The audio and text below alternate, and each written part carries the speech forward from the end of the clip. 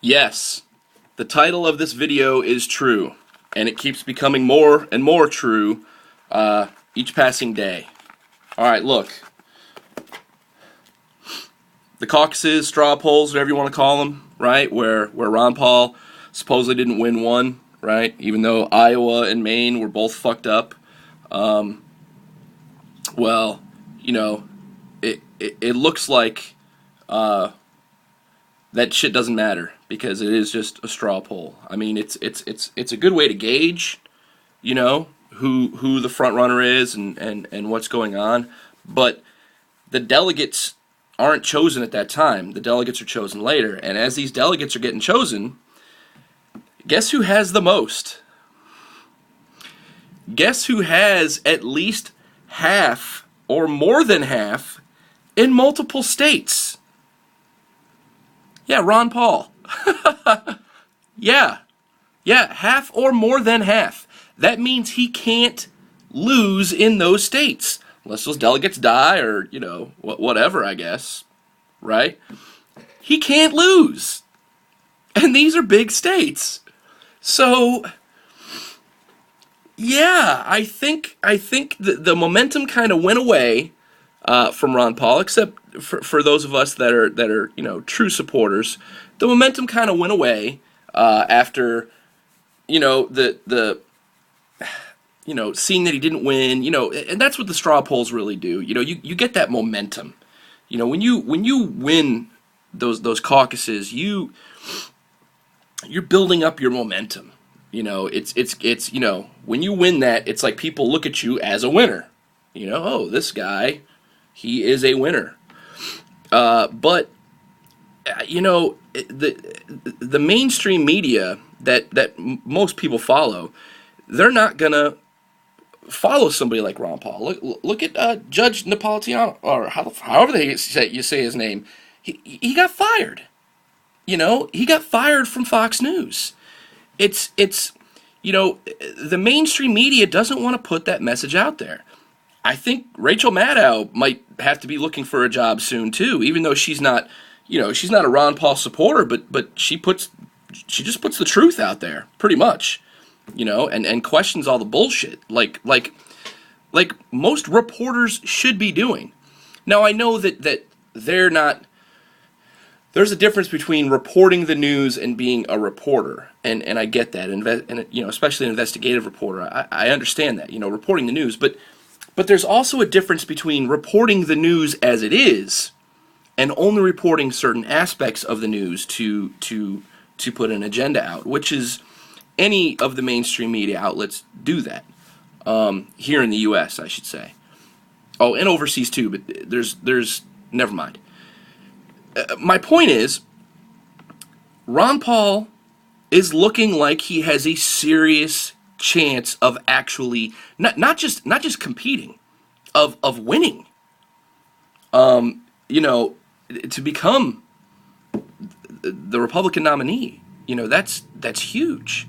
And I think that you will start to see here in the next few weeks, you will start to see a huge upsweep in support of Ron Paul again by regular people.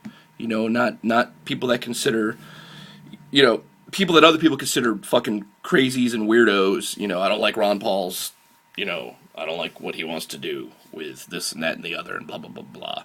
The thing that most people have a problem with Ron Paul about is his foreign policy, which, to me, I can't understand why you have a problem with that foreign policy. Because the foreign policy that he wants follows what our military was built to do.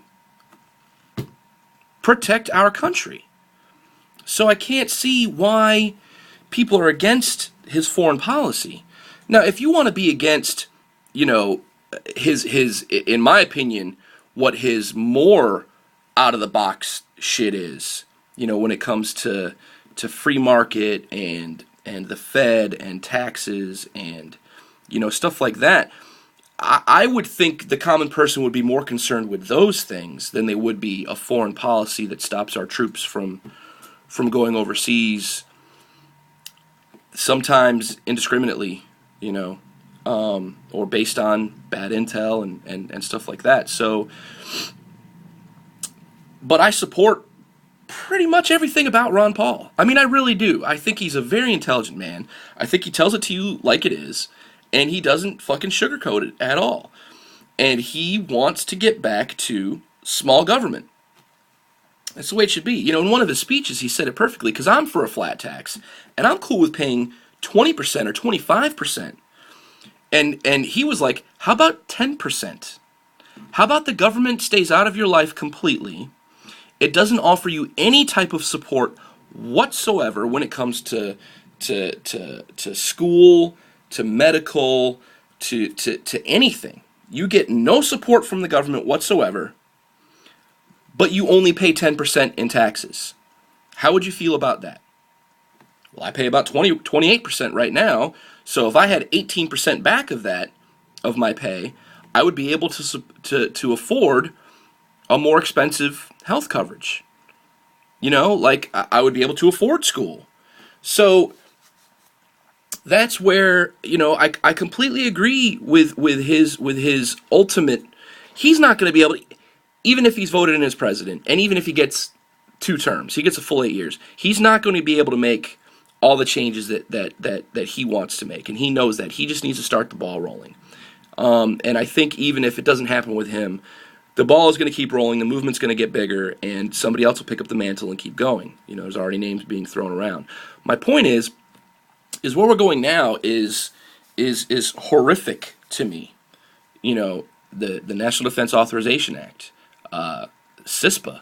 That, if you're not scared shitless about CISPA and what it means, you are just an idiot. You don't know what the fuck is going on. And you really should. We're going in a horrible direction.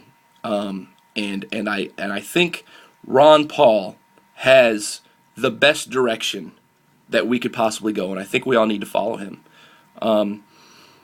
I can't think of one thing in the numerous years that he's been in office in politics. I can't think of one thing that he's been wrong about, and I can't think of one thing that he hasn't, that he didn't say was going to happen. Everything that he has projected to happen has happened. Everything. He's never changed his stance on anything. He is not the typical politician. And it pains me that most people view that as a bad thing. Let me tell you, politicians are bad. So are lawyers. They're just majority wise, just bad. There's some great ones out there, but you're talking about a whole. If I can pick out a small percentage that are awesome, that's great. But most politicians are in it for the money. They're in it for the power. They're in it for the prestige. That's why they're doing it. They're not doing it to help you, which is what the fuck they're there to do. That is their job. They are there to support what you want, not what they want, not what big business wants, not what other countries want. They're there to support you, because we can't gather the entire population of the United States into one room and fucking vote. That's the whole purpose for representatives. That is the entire purpose. It's one of the purposes to the government, but it's the purpose of representatives. To do what you want them to do.